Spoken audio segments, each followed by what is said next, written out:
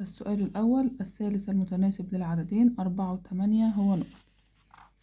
هنا دلوقتي مديني عددين اللي هو 4 و8، عايز التالت المتناسب اللي هو هيكون مكانه هنا س. يبقى كده مديني 4 و8، والتالت هنعوض بيه بالسين، هنفرده س، يعني كده التالت المتناسب فرضناه بالسين. يبقى كده عشان دول 3 كميات فده هيكون تناسب متسلسل. هنعمل 4 على 8 بتساوي 8 على السين. يبقى كده في التناسب المتسلسل الأول على التاني بيساوي التاني على التالت. دلوقتي عشان نجيب قيمة السين اللي هو التالت المتناسب هنعمل مقص. يبقى كده السين هتساوي 8 في 8، العددين اللي قصاد بعض نضربهم في بعض، والعدد اللي لوحده نقسم عليه العدد اللي لوحده اللي هو قصاد السين، يبقى على 4. 8 في 8 ب64 على 4 هيبقى فيها 16. الاختيار نمرة ج. بعد كده السؤال التاني: إذا كان س زائد ص بتساوي 5 وألف ناقص ب بتساوي 3 فإن قيمة المقدار ب افتح قوس س زائد ص ناقص ألف س زائد ص. لو هنا نبص دلوقتي هنلاقي هنا في عامل مشترك اللي هو القوس س زائد ص. هناخد س زائد ص عامل مشترك، خدنا من هنا س زائد ص من الحد الأول، خدنا منه س زائد ص اتبقالي من هنا الب. خدنا من الحد التاني س زائد ص اتبقالي ناقص ألف. يبقى كده احنا خدنا العامل المشترك. دلوقتي هو مديني قيمة س زائد ص ب5، يبقى كده هنعوض القوس الأول اللي هو س زائد ص ده هنعوض عنه ب5 بين القوسين في علامة ضرب. بعد كده ب ناقص ألف، هو هنا مديني ألف ناقص ب ب3، واحنا عندنا ب ناقص ألف. طالما عندي المقلوب بتاعها وهنا في الطرح فأنا هكتبها ب ناقص ألف هتبقى بسالب 3. طب جت منين؟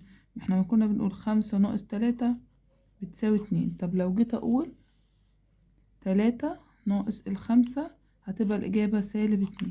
يبقى هو هنا مديني ألف ناقص ب ب3، يبقى ب ناقص ألف هتبقى بسالب 3. هنضرب دلوقتي 3 في 5 ب15، والإشارة السالبة تنزل عشان مفيش إشارة تانية تمشي معاها. يبقى كده الإجابة هتبقى -15. الاختيار الأول ألف. بعد كده السؤال التالت: عندي 2 أس س زائد 2 أس س. 2 أس س زائد 2 أس س هتساوي نقط. هنا عندي جمع، وهنا 2 أس س اتكررت، فهاخد 2 أس س دي. هنا 2 أس س اتكررت مرتين، يبقى هكتبها مرة واحدة 2 أس س واضرب في 2. دلوقتي نقول عند الضرب هنكتب الأساس اللي هو 2 ونجمع الأسس. هنا س وهنا الأس 1 يبقى س زائد الواحد. يبقى الإجابة هتبقى 2 أس س زائد الواحد. طيب طريقة العمل المشترك برضو زيها، أنا عندي 2 أس س هاخدها عامل مشترك، أقول 2 أس س على 2 أس س فيها الواحد زائد 2 أس س على 2 أس س فيها الواحد.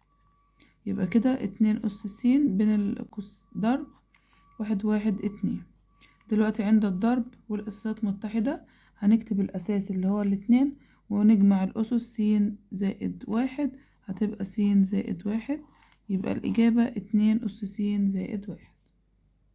طيب هنا لو السؤال هنا احنا قلنا في الجمع خدنا 2 أس س طالما اتكررت 2 أس س وضربناه في 2. طب لو كان جايب لي 2 أس س في 2 أس س في 2 أس س في 2 أس س 4 مرات، كنا هناخد 2 أس س واحدة ونضربها نشوفها اتكررت كم مرة 4، يبقى نضربها في 4. يبقى كده هنقول 2 أس س في الاتنين دي الأربعة دي هنعدلها ونخليها 2 أس 2. في الحالة دي عند الضرب والأساسات متحدة هنكتب الأساس اللي هو 2 ونجمع الأسس س زائد 2.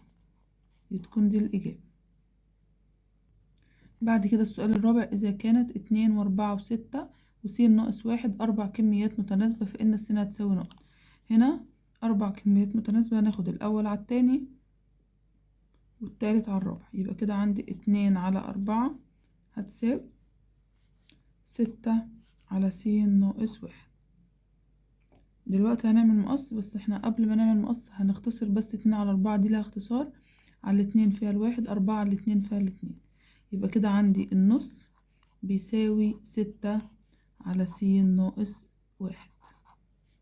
دلوقتي هنعمل مقص، 1 في المقام اللي هو س ناقص واحد هيديني س ناقص واحد هتساوي 2 في 6 ب12. دلوقتي عشان اجيب قيمة السين لوحدها هنودي السالب واحد اليمة التانية بعكس الإشارة، يبقى كده هتبقى 12 زائد واحد، يبقى السين هتساوي 13. الاختيار نمرة ج. بعد كده السؤال الخامس، الوسط الحسابي للأعداد 20 و27 و5 و16 و32 هو نقط. الوسط الحسابي مجموع القيم على عدده. الوسط الحسابي بيساوي مجموع القيم، هنجمع 20 زائد 27 زائد 5 زائد 16 زائد 32 على عددهم 1 2 3 4 5 عددهم 5 هتساوي، هنجمعهم عندي 20 زائد 27 زائد 5 زائد 16 زائد 32 هتساوي 100. 100 على 5 هتساوي 20. يبقى الوسط الحسابي ب20. الاختيار نمرة ج. بعد كده السؤال رقم 6، إذا كانت س بتساوي المجموع 3 فإن ن س في س بتساوي نقط. ن س في س يعني عدد عناصر السين مضروبة في عدد عناصر السين. هنا عدد السين فيها كم عنصر؟ فيها عنصر واحد، فهيبقى كده 1 في 1 هتساوي 1، يبقى عدد ن س في س هتساوي 1. الاختيار الأول ألف.